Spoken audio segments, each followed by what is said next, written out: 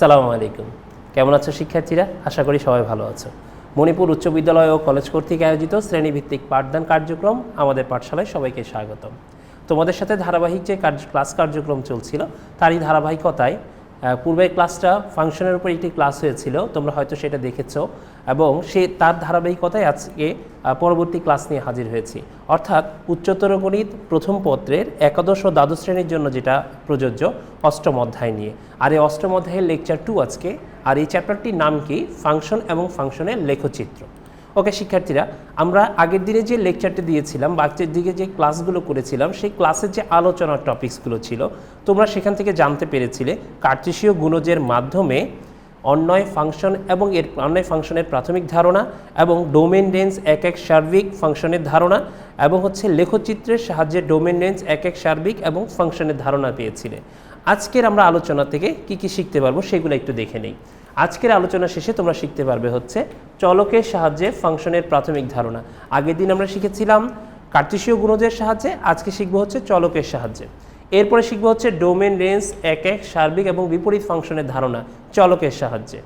ওকে শিক্ষার্থীরা, তাহলে আমরা এবার ফাংশনের যে টপিকগুলো শিখবো সেগুলো আলাদাভাবে মার্ক করি একটু। আমরা ডোমেন শিখবো, রেঞ্জ শিখবো, এক এক শিখবো, সার্বিক এবং বিপরীত ফাংশন। ওকে, তাহলে প্রথমে আমরা এবার ফাংশনের ডেফিনেশনটা একটু দেখে নিই চলকের সাহায্যে। দেখো, আমরা যখন ফাংশনের ডেফিনেশন দিয়েছিলাম তখন কার্টেশীয় গুণজের মাধ্যমে বলেছিলাম যে যখন কার্টেশীয় গুণজের একটি অন্বয়ের প্রথম উপাদানগুলো ভিন্ন ভিন্ন হবে তখনই সেটাকে আমি ফাংশন বলবো। এটা কার্টেশীয় গুণজের সময় বলেছিলাম। আর চলকে যখন আসবে তখন এখানে একটা চলকের বিষয় আছে। তো এখানে দুই ধরনের চলক কাজ করবে। তো চলো আমরা সেই দুই ধরনের চলক এবং চলক কিভাবে কাজ করছে এবং কখনই সেটাকে আমরা ফাংশন বলবো সে সম্বন্ধে একটু ধারণা নিয়ে নিই। বলেছে এক্স এবং ওয়াই দুইটি চলরাশি বা দুইটি চলক, যেখানে এক্সকে স্বাধীন এবং ওয়াইকে অধীন ধরে নেওয়া হয়। স্বাধীন আর অধীন বলতে যেটাকে বোঝানো হচ্ছে সেটা হচ্ছে এই যে এক্সের মানগুলো স্বাধীন, অর্থাৎ এক্সের মানগুলো আমরা যদি পরিবর্তন করে করে বিভিন্ন মান বসাই, বিভিন্ন গ্রহণযোগ্য বাস্তব মান বসাই, তাহলে ওয়াইয়ের মানগুলো আমরা পেতে থাকবো। তো এখানে বলেছে দেখো, এক্সকে স্বাধীন এবং ওয়াইকে অধীন ধরে এদের মধ্যে এমনভাবে সম্পর্ক করা হয় যেন এক্সের সকল গ্রহণযোগ্য বিভিন্ন বাস্তব মানের জন্য ওয়াইয়ের কেবলমাত্র একটি মান পাওয়া যায়। তখন ওয়াইকে এক্সের ফাংশন বলা হবে এবং ফাংশনটাকে F X tends to Y বা এক্স থেকে ওয়াই দ্বারা প্রকাশ করা হয়, একে এফ অফ এক্স দ্বারাও প্রকাশ করা হয়ে থাকে। এখন বিষয় হচ্ছে, দেখো কনসেপ্টটা ক্লিয়ার হচ্ছে কিনা। বিষয়টা হচ্ছে এই যে যখন আমি এক্সের স্বাধীন মানগুলো বসাবো তখন ওয়াইয়ের কিন্তু একটা নির্দিষ্ট মান পেতে থাকবো। সাপোজ আমি যদি এক্সের একটা মান 1 বসাই তাহলে ওয়াইয়ের মান যদি 1 পাই, আবার যদি এক্সের মান 2 বসায় তাহলে ওয়াইয়ের একটা ভিন্ন একটা মান পাবো। অর্থাৎ এমন হবে না যে এক্সের একটা নির্দিষ্ট মানের জন্য ওয়াইয়ের একাধিক মান পাচ্ছি, একটা নির্দিষ্ট মান পেতে থাকবো, তখনই সেটা আমরা ফাংশন হিসেবে কাউন্ট করব। যা হোক, উদাহরণ দিলে আমরা আরেকটু ক্লিয়ার হয়ে যাব। এই হচ্ছে আমাদের ফাংশনটা। এরপর আমরা চলকের সাহায্যে ডোমেনটা কি সেটা একটু জানার চেষ্টা করি। আমরা বলেছিলাম ডোমেন হচ্ছে এক্সের স্থানাঙ্কগুলো নিয়ে যেই মানগুলো বা যেই গঠনটা তৈরি হয় সেটা হচ্ছে ডোমেইন। এখানে বলছে দেখো, স্বাধীন চলক এক্সের সকল গ্রহণযোগ্য ভিন্ন বাস্তব মানকে ফাংশনের ডোমেন বলা হয়ে থাকে। ডোমেনকে ডিএফ অর্থাৎ ডোমেন অফ এফ বা ডোম এফ দ্বারা প্রকাশ করা হয়ে থাকে। আর এটাকে সাধারণত X such that X elements of R দ্বারা প্রকাশ করা হয়ে থাকে। কারণ এখানেই আমি বলে দিয়েছি বাস্তব মান, কারণ ভিন্ন বাস্তব মান না হলে সেটাকে আমি ফাংশন অথবা ফাংশনের ডোমেন হিসেবে কাউন্ট করতে পারছি না। তো এখন তাহলে ডোমেনটা কি হচ্ছে? এক্সের গ্রহণযোগ্য যে মানগুলো, অর্থাৎ যে স্বাধীন চলকের যে মানগুলো আমরা পাবো সেগুলো হচ্ছে ডোমেন হিসেবে কাউন্ট করবে। আমরা যদি একটু উদাহরণ দেই, দেখো এখানে একটি ফাংশন আমরা ক্রিয়েট করেছি যেটাকে ওয়েল ডিফাইন্ড ফাংশন বলছি। ওয়েল ডিফাইন্ড ফাংশন বলতে বোঝাচ্ছে ফাংশনের ক্যারেক্টারিস্টিকগুলো যখন মেনে নিবে, অর্থাৎ এক্স স্বাধীন চলক, ওয়াই অধীন চলক, এভাবে যখন ক্যারেক্টারিস্টিকগুলো ফুলফিল করবে তখনই সেটাকে আমি ফাংশন বলতে পারবো বা ওয়েল ডিফাইন্ড ফাংশন বলতে পারবো। তো এটা একটা ওয়েল ডিফাইন্ড ফাংশন। এই ওয়েল ডিফাইন্ড ফাংশনের দেখো এক্সের সকল গ্রহণযোগ্য ভিন্ন বাস্তব মানের জন্য এটি সংজ্ঞায়িত হবে। তো এই ফাংশনের ডোমেইনটা হবে রিয়েল নাম্বার। এটা বোঝার উপায়টা কি? বোঝার উপায় হচ্ছে, দেখো তুমি এক্সের যে কোনো বাস্তব মান বসায় এখানে ইনপুট করো, -∞ থেকে +∞ পর্যন্ত বাস্তব মান ইনপুট করার সঙ্গে সঙ্গে দেখো ওয়াইয়েরও বাস্তব মানগুলো তুমি পেতে থাকছো। তো তখন এক্সের যে বাস্তব মানগুলোর জন্য এটা সংজ্ঞায়িত হচ্ছে, অসংজ্ঞায়িত হচ্ছে না, যেগুলো ডিফাইন্ড হচ্ছে সেই ধরনের এক্সের সেই বাস্তব মানগুলো বা গ্রহণযোগ্য বাস্তব মানগুলোর জন্য যে সংজ্ঞায়িত হচ্ছে, সেই জন্য এটাকে আমি বলছি হচ্ছে ফাংশনের ডোমেন রিয়েল নাম্বার। একই রকমভাবে আমরা এবার রেঞ্জটা জানার চেষ্টা করি। দেখো, স্বাধীন চলক এক্স এর প্রতিচ্ছবি, তার মানে এক্স এর ভ্যালুগুলো ইনপুট করার পরে, অর্থাৎ যেমন ধরো এই ফাংশনটা আমি যে ফাংশনের উদাহরণ হিসেবে দিয়েছিলাম, এই ফাংশনের ডোমেনগুলো কি পেয়েছি? Real number. এই ফাংশনের ডোমেন যে রিয়েল নাম্বারগুলো পেয়েছি, এই রিয়েল নাম্বারগুলো ইনপুট করার ফলে যে প্রতিচ্ছবিগুলো পাবো, অর্থাৎ ওয়াইয়ের যে ভ্যালুগুলো আমরা পাবো, সেই প্রতিচ্ছবি নিয়ে গঠিত যে সেট গঠন হতে হবে সেটাই হচ্ছে রেঞ্জ। রেঞ্জকে আর এফ, অর্থাৎ রেঞ্জ অফ এফ, ফাংশন যদি এফ হয় তাহলে এফ লিখবো, যদি ফাংশনটা জি হয় তাহলে জি লিখবো, বা রেঞ্জ এফ দ্বারা প্রকাশ করা হয়ে থাকে। রেঞ্জ এফ হচ্ছে F of X, X elements of R. ভালো করে খেয়াল করো, এখানে কিন্তু এফ অফ এক্স দিয়েছি, ডোমেনের সময় কত দিয়েছিলাম? এক্স দিয়েছিলাম, আর রেঞ্জের সময় কত? F of x. এখানে এফ অফ এক্স বলতে বোঝাচ্ছি আমি যে এক্স এর ভ্যালু ইনপুট করার পর ওয়াইয়ের যে ভ্যালুগুলো পাচ্ছি। তোমরা যদি এখানে শুধু ওয়াই এলিমেন্টস অফ আর লিখো তাহলেও কিন্তু হচ্ছে, কারণ হচ্ছে এক্স এর ভ্যালু ইনপুট করার পরেই কিন্তু আমি আর এর ভ্যালুগুলো পাচ্ছি, রাইট? তার মানে রেঞ্জ সম্বন্ধে আমাদের ধারণা পাচ্ছি এই যে অধীন চলকগুলোই হচ্ছে আমাদের রেঞ্জ হিসেবে কাউন্ট হচ্ছে। আমরা একটু উদাহরণ দেখি তাহলে ক্লিয়ার হবে কনসেপ্টটা। রেঞ্জটা হচ্ছে, দেখো, ওই একই function F of x is equal to কত? 2x + 1। এখন দেখো, প্রথমে আমি এই ফাংশনটাকে ওয়াই ফাংশন ধরে নিলাম, কারণ আমরা জানি এক্স এর স্বাধীন চলক বসানোর পর ওয়াইয়ের যে ভ্যালুগুলো পাবো। তো এখন দেখো আমি কি করলাম, এখান থেকে আমি পুরো অংশটাকে ওয়াইয়ের ফাংশনে রূপান্তরিত করলাম, অর্থাৎ ওয়াই - 1 / 2। এখন দেখো এখানেও কিন্তু ওয়াইয়ের ভ্যালুটা কি? বাস্তব সংখ্যা। এখানে ওয়াইয়ের ভ্যালুটা রিয়েল নাম্বার। দেখো লিখেছি ফাংশনটা ওয়াইয়ের সকল গ্রহণযোগ্য ভিন্ন বাস্তব মানের জন্য সংজ্ঞায়িত, সুতরাং ফাংশনটা রেঞ্জ হবে কত? Real number. অর্থাৎ আমি ফাংশনটা যে উদাহরণটা দিয়েছি সেই উদাহরণটা একই ফাংশনের উদাহরণ, তো ওই ফাংশনের ডোমেনটাও হচ্ছে রিয়েল নাম্বার এবং রেঞ্জটাও কি হচ্ছে? Real number. বাট এটা কিন্তু মনে করার কোনো কারণ নেই যে একটা ফাংশনের সবসময় ডোমেনও রিয়েল নাম্বার হবে, রেঞ্জও রিয়েল নাম্বার হবে। আমরা কিছুক্ষণ পরেই এরকম টাইপের একটা উদাহরণ দেখব যার ডোমেন এবং রেঞ্জ দুইটাই ভিন্ন জিনিস, একই জিনিস হচ্ছে না এবং শুধু রিয়েল নাম্বারও হচ্ছে না। ওকে, এবার আমরা চলে আসি হচ্ছে ফাংশনের এক এক ফাংশন কখন বলবো বা ওয়ান ফাংশন কখন বলবো। আমরা ওয়ান ফাংশন সম্বন্ধে যে কনসেপ্টটা পেয়েছিলাম কার্টেসীয় গুণজের, দেখো কার্টেসীয় গুণজকে বারবার আমরা রিলেশন বিল্ড আপ করাবো, কারণ হচ্ছে ওই কনসেপ্টটা যে যত বেশি ভালো করে জানবে, যত বেশি ওই রিলেশনটা সম্বন্ধে স্বচ্ছ ধারণা থাকবে, তার এগুলো বুঝতে খুব বেশি সুবিধে হবে। তাই একটু খেয়াল করো, বলেছে কোনো ডোমেনের উপাদান কোডোমেনের সাথে যদি সরাসরি পৃথকভাবে সম্পর্কযুক্ত থাকে, খুব ভালো করে খেয়াল করবে। এই একই কথাটাই কিন্তু আমি যখন ক্রোমোজোমের মাধ্যমে কার্টেসীয় গুণজের মাধ্যমে দেখিয়েছিলাম, এই কথাটাই বলেছিলাম যে যদি ডোমেনের উপাদানগুলো কোডোমেনের সাথে সরাসরি পৃথকভাবে সম্পর্কযুক্ত থাকে, সরাসরি এবং পৃথকভাবে সম্পর্কযুক্ত থাকে, তখনই এটাকে এক এক ফাংশন বলবো। এক এক ফাংশনটাকে দেখো লিখাচ্ছে, দেখো ডিএফ ইজ ইকুয়াল টু এ, আর এটা কি? এ হচ্ছে subset of real number, real নাম্বারের সাবসেট হবে। তখন আমি x1 আর x2 এটাকে আমি ডোমেন অফ এফ লিখছি। এই বিষয়টা একটু বুঝে নিতে হবে। সেটা হচ্ছে, দেখো x1 আর x2 হচ্ছে দুইটা আমি নাম্বার ধরে নিলাম, যে নাম্বারটা হচ্ছে কি? ডোমেইন থেকে নেওয়া। কার ডোমেন? এই ফাংশনটার ডোমেন, অর্থাৎ যে ফাংশন আমি ধরে নিব এই ফাংশনের ডোমেন থেকে নেওয়া। এবার x1 আর এই x2 থেকে আমি একটা ক্যারেক্টারিস্টিক চিন্তা করব। ক্যারেক্টারিস্টিকটা হচ্ছে এরকম যে এফ অফ x1, অর্থাৎ x এর এখানে যদি আমি x1 ইনপুট করি, অর্থাৎ F of x1 equal two যদি এফ অফ x2 হয় আর হলে, তখন সেটা আমি এই দুইটা সমাধান করে পাবো x1 ইকুয়াল টু x2। যদি আমার এই দুইটা হয় আর সেটা সমাধান করে যদি x1 ইকুয়াল টু x2 পাই, তখনই সেটাকে আমি কি বলতে পারবো? তখন সেটাকে আমি এক এক ফাংশন বলতে পারবো। কিন্তু যদি এই দুইটা সমান না হয়, সেক্ষেত্রে আমরা এটা সমাধান করে x1 not is equal two x2 পাবো। অর্থাৎ তাহলে দুই ধরনের ঘটনা ঘটতে পারে। একটা হচ্ছে F of x1 equal to f of x2 হলে x1 ইকুয়াল টু x2 হবে, অথবা F of x1 not is equal two যদি এফ অফ x2 হয় তাহলে x1 not is equal two x2 হবে। যদি এই দুইটার যে কোনো একটা ক্যারেক্টারিস্টিক মেনে নেয়, তখনই সেটাকে আমি বলবো এক এক ফাংশন। আদারওয়াইজ এটা এক এক ফাংশন হবে না। আমরা একটু উদাহরণে যাই তাহলে ক্লিয়ার হবে কনসেপ্টটা। দেখো এখানে ওয়ান ফাংশন একটা উদাহরণ দিয়েছি, ওই একই ফাংশন আমি দিয়েছি যে 2x + 1, যাতে আমাদের প্রত্যেকটা জিনিস স্পেসিফিকভাবে আলাদাভাবে চিন্তা করার সুযোগটা তৈরি হয়। তো একটু খেয়াল করে দেখো, প্রথমে f of x is equal to y ধরে নিয়েছি। ধরে নেওয়ার পরে আমি ডোমেনটা কত? Real number. একটু আগে আমরা যখন ডোমেন বের করলাম তখন কিন্তু দেখেছিলাম যে ফাংশনটার ডোমেন কত? Real number. তো ফাংশনটার ডোমেন যেহেতু রিয়েল নাম্বার, এবার দেখো x1 এবং x2 আমি ডিএফ লিখেছি, ডিএফ মানে ডোমেন অফ এফ, এই ফাংশনের ডোমেন থেকে আমি x1 x2 চুজ করেছি। এবার আমরা এফ অফ x1 সমান কত লিখতে পারি 2x1 plus 1, R F of x2 সমান কত লিখতে পারি 2x2 প্লাস 1। এবার এই দুইটাকে বিল্ড আপ করবো আমরা ক্যারেক্টারিস্টিকে, সেটা কি লিখবো F of x1 equal to f of x2। তাহলে এফ অফ x1 এবং এফ অফ x2 দুইটা যদি সমান হয়, দেখো এই দুটোকে সমান আকারে লিখেছি, লেখার পরে দেখো এটার ক্যালকুলেশন করলে কত হচ্ছে x1 ইকুয়াল টু x2। তো যদি f of x1 equal to f of x2 হয় এবং এটা সমাধান করার পর যদি x1 ইকুয়াল টু x2 হয়, তাহলে ফাংশনটাকে আমরা কি ফাংশন বলবো, তখন আমি ফাংশনটাকে এক এক ফাংশন বলবো। তার মানে এই ফাংশনটা কি ফাংশনে রূপান্তরিত হলো, এক এক ফাংশনে রূপান্তরিত হলো। এবার চলে আসো শিক্ষার্থীরা, আমরা এবার একটু সার্বিক ফাংশন বা অন টু ফাংশন সম্বন্ধে একটু ধারণা নিই। তো সার্বিক ফাংশন বা অন টু ফাংশনটা কি ছিল দেখো, যদি এফ একটা ফাংশন এরকম হয় যে এ থেকে বি, এই এ থেকে বি মানে এ হচ্ছে ডোমেন আর বি হচ্ছে কোডোমেন, এটা আমরা জানি। তো সেক্ষেত্রে দেখো লিখেছে যে উপরে এমনভাবে সংজ্ঞায়িত হয় যেন f of x is equal to y হয় এবং f of x equal to y ফাংশনের ডিএফ অর্থাৎ ডোমেন হবে কত এ প্রথম অংশটা, এবং কোডোমেন এফ সমান কত হবে বি। আমরা জানি এ হচ্ছে ডোমেন আর বি হচ্ছে কোডোমেন, এভাবে ফাংশনটাকে ডিফাইন করা হয়ে থাকে।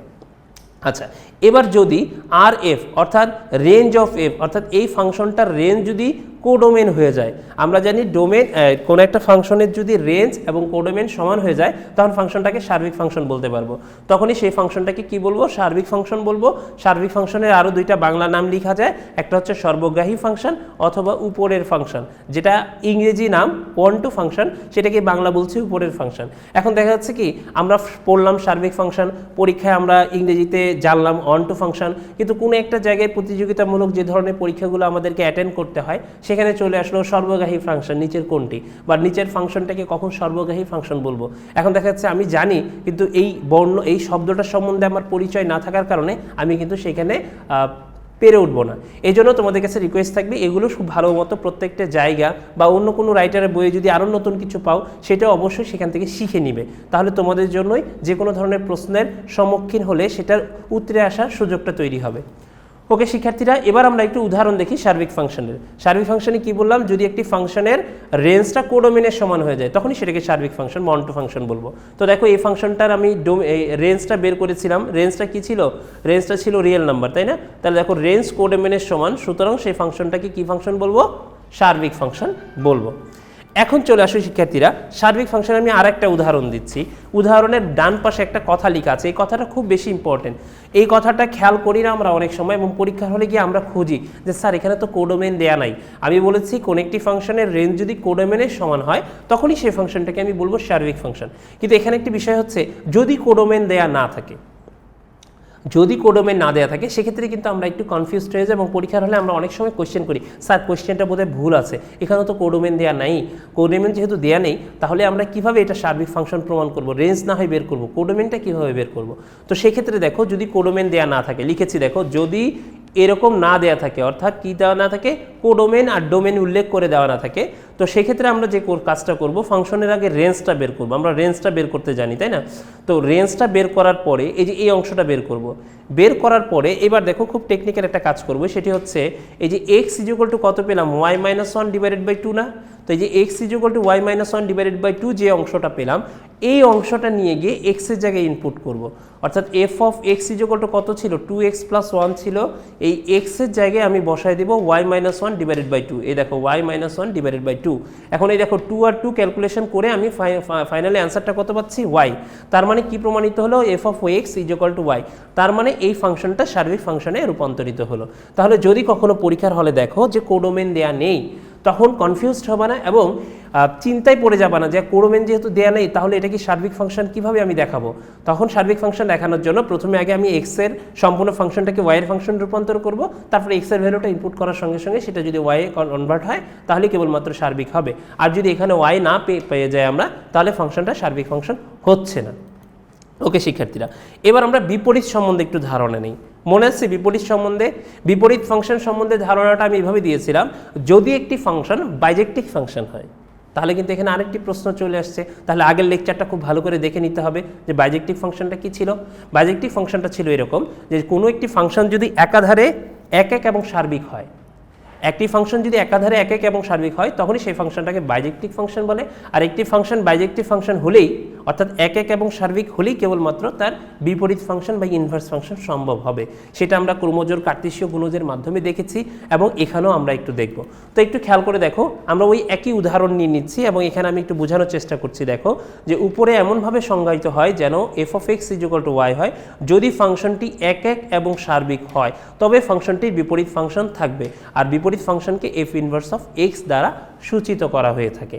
তাহলে আমাদের ফাংশনটা যদি কখনো বলে যে ফাংশনটার বিপরীত ফাংশন বের করো বা বিপরীত ফাংশন যাচাইপূর্বক বিপরীত ফাংশন বের করো, এই কথার অর্থ হচ্ছে এই যে ফাংশনটা এক এক এবং সার্বিক কিনা সেটা আমরা আগে প্রথমে বের করে নিব।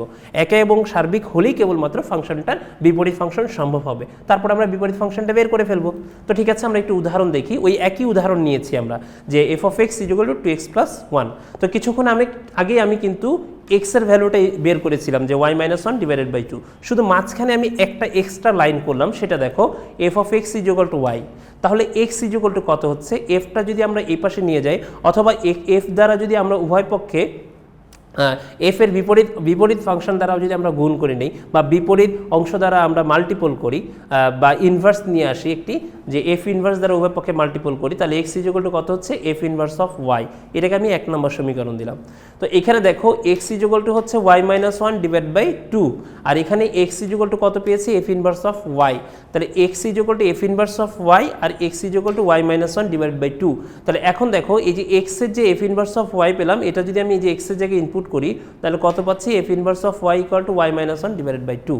তাহলে এখন দেখো এফ ইনভার্স অফ ওয়াই এর ভ্যালুটা কিন্তু আমি পেয়ে গেছি, কিন্তু আমাকে বের করতে বলেছে এফ ইনভার্স অফ এক্স, কারণ ফাংশনটা ছিল এক্স এর ফাংশন। এই জন্য আমি এফ ইনভার্স অফ এক্স এর জন্য শুধু ওয়াই এর জায়গায় ওয়াই এর পরিবর্তে এক্স বসিয়ে পাই। এক্স বসানোর সঙ্গে সঙ্গে ফাংশনটার আমি বিপরীত ফাংশন বা এই বিপরীত ফাংশন বা ইনভার্স ফাংশনটা পেয়ে গেলাম। এবার চলো শিক্ষার্থীরা, এই বিপরীত ফাংশন যেহেতু পেয়ে গেলাম, এবার আমরা নতুন একটি ফাংশন নিয়ে কাজ করি। অর্থাৎ ওইটা তো একটা ফাংশন ছিল, এবার আমরা নতুন একটি ফাংশন নিয়ে এবার এই ফাংশন থেকে আমরা কি বের করব সেটা দেখি ফাংশনটাতে কি দেয়া আছে। প্রথমে দেয়া আছে ফাংশনটা হচ্ছে a, b সাবসেট অফ আর। দেখো অনেক সময় আমরা কি করি, এই জিনিসগুলো এড়িয়ে যাই বা এই জিনিসগুলো মনে করি এগুলো বোধহয় তেমন কিছু না, আমার মূল অংশ হচ্ছে এইটুক থেকে সব সমাধান করতে হয়, কিন্তু এটা একটা ভুল ধারণা। কারণ হচ্ছে তোমার কনসেপ্টটা যত বেশি স্বচ্ছ থাকবে তুমি কিন্তু সামনের দিকে তত বেশি ভালো করতে পারবে। সৃজনশীল যখন প্রশ্ন করা হয় তখন সৃজনশীলের কিন্তু এই প্রত্যেকটা বিষয়ে স্বচ্ছ ধারণা না থাকলে দেখবে তুমি যখন ক্রিয়েটিভ কোয়েশ্চেন সলভ করতে যাবে দেখা যাচ্ছে ক পারছো, কারণ কত ডিরেক্ট দেখা যাচ্ছে বই থেকে ইনপুট করা হচ্ছে, বাট খ আর গ করার সময় দেখবে যে তোমরা ওই রিলেশনটা ভালো জানা না থাকলে তোমরা ওই সমাধানটা করতে পারছো না ইজিলি, এবং তোমরা কোনো না কোনো জায়গায় গিয়ে আটকে যাচ্ছ। তো একটু খেয়াল করে দেখো, বলেছে এ আর বি দুইটা কি সাবসেট অফ রিয়েল নাম্বার, অর্থাৎ এ আর বি যে উপাদানগুলো সেগুলো সবগুলো রিয়েল নাম্বার থেকে নেওয়া। এরপরে বলেছে B equal to real number -1/3। এই কথার অর্থ হচ্ছে কি, বি এর যে উপাদানগুলো হবে বা বি এর যে নাম্বারগুলো হবে, যে নাম্বারগুলোকে সেট আকারে প্রকাশ করবো আমি, সেই বি সেটের উপাদানগুলো হবে হচ্ছে রিয়েল নাম্বার থেকে 1/3 বাদ দিয়ে। অর্থাৎ রিয়েল নাম্বারের মধ্য থেকে যদি 1/3 এই অংশটা বাদ দিয়ে বাকি যে নাম্বারগুলো থাকে সেগুলো নিয়ে যে সেটটি গঠিত হবে সেটা হচ্ছে আমার বি সেট। তাহলে এবার একটু দেখো, ফাংশনটা যদি এ থেকে বি হয় তাহলে এ কি, এ হচ্ছে রিয়েল নাম্বার, আর বি কি, বি হচ্ছে রিয়েল নাম্বার থেকে 1/3 বাদ দিলে যে অংশটা থাকে সেটা হচ্ছে আমার বি। তখন ফাংশনটা হচ্ছে x - 5 3x + 1।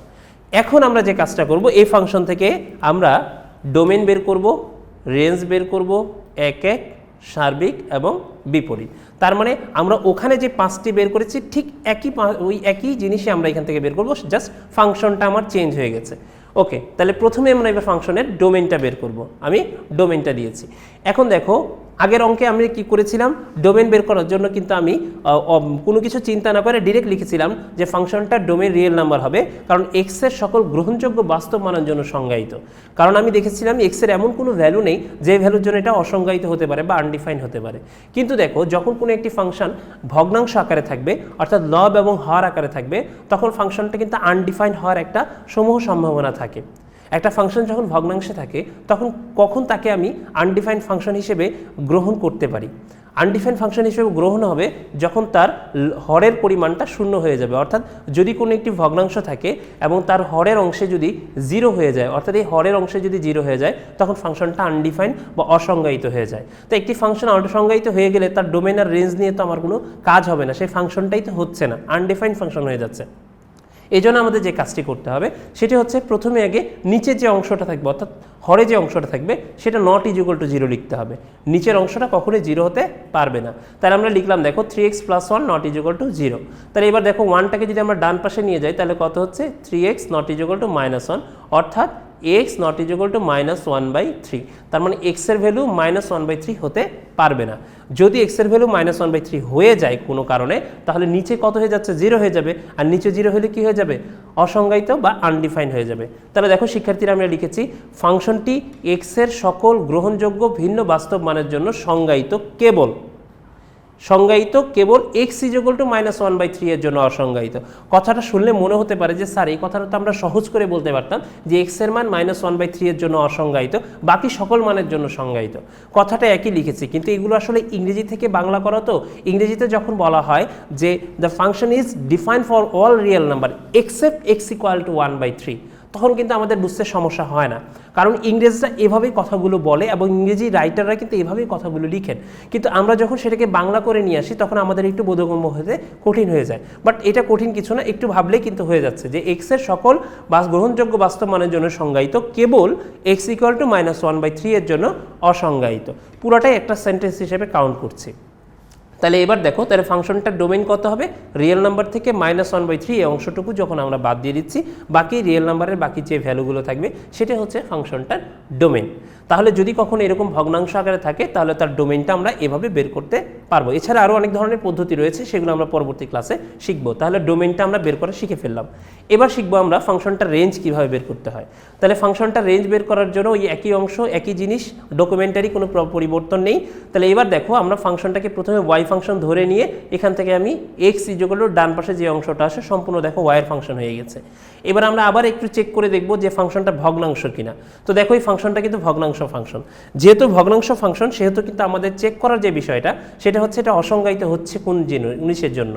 এখানে দেখো নিচে যদি 3y - 1 হয়ে যায় তাহলে ফাংশনটা অসংজ্ঞায়িত হয়ে যায়।